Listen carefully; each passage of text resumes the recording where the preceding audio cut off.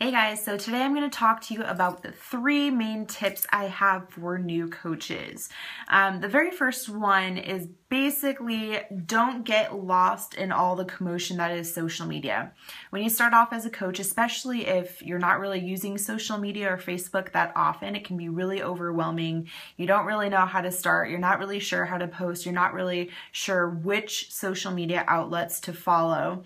And I think one of the biggest mistakes that I see with new coaches is they kind of get caught up with all these really cool, flashy, different social media platforms. So you have Instagram, Snapchat, YouTube, Facebook like pages, all of these different platforms that coaches do use, and they do use them well to market themselves as a coach.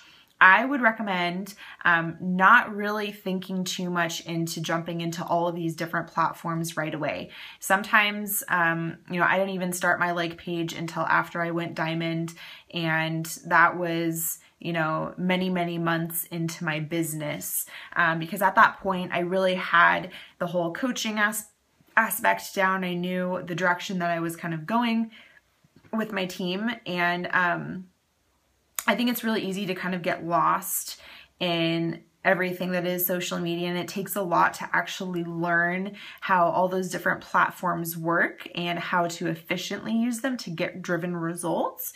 So I'd recommend picking one thing and sticking to it and learning how to do that really well. So if you're really great at Instagram and you're already using that, then maybe that's your go-to social media platform.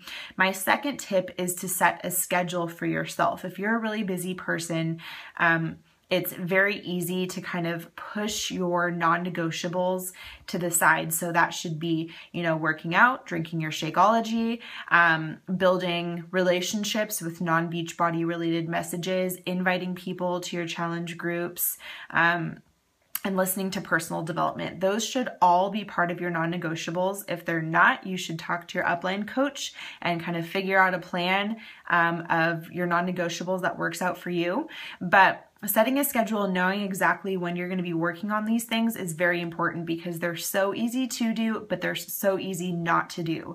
And if you get really busy on a day that you plan on working on Beachbody stuff, it's so easy to kind of shove that stuff to the side and just say, I'll do it tomorrow. If you're serious about building this business, there is no, I'll do it tomorrow. Those non-negotiables are things that you need to be able to do consistently over time, even if they're just like little tiny things. You need to be able to keep it consistent over time because that's what's going to give you the compound effect that helps your business grow over 1 year, 2 years, 3 years. It really adds up. So set a schedule. If you're really bad about checking into your groups or, forgetting all of these little things, we have lots of different groups as Facebook coaches, so it's easy to forget and kind of get lost in all that. Set yourself a reminder on your phone. So, for example, I watch these diamond videos when I brush my teeth at night, and I set a reminder on my phone because it's easy to forget. But it's important to stay connected to the team for me. So set a schedule so you can make sure you get all the important things done during the day. And the last tip is to force yourself to have the difficult conversations. Being a coach is not easy. You're going to get pushback sometimes from people. You're going to get price objections. You're going to get all kinds of different objections. Maybe there are some people that you so badly want to invite and you can envision them as being a really wonderful coach or a really great challenger, and you know that they'd benefit so well from your challenge groups, and they need to lose, like 80 pounds and they could really use this, but you're scared to talk to them about it. It happens to all of us. Like, there are always people that at one point or another, we were nervous to talk to, we were nervous to invite and kind of initiate that first conversation. But to get anywhere solid in this business, you have to be able to stick your neck out there and have those difficult conversations. If somebody comes back at you and gives you a price objection, don't just be like, okay, no worries. Maybe I'll check in with you for my next group. Don't end it there. Don't end it there. That's an easy way out. Have that difficult conversation and figure out why they're giving you that objection. Maybe there's usually a deeper side to the story. Maybe they can't afford it because they only have one part-time job right now.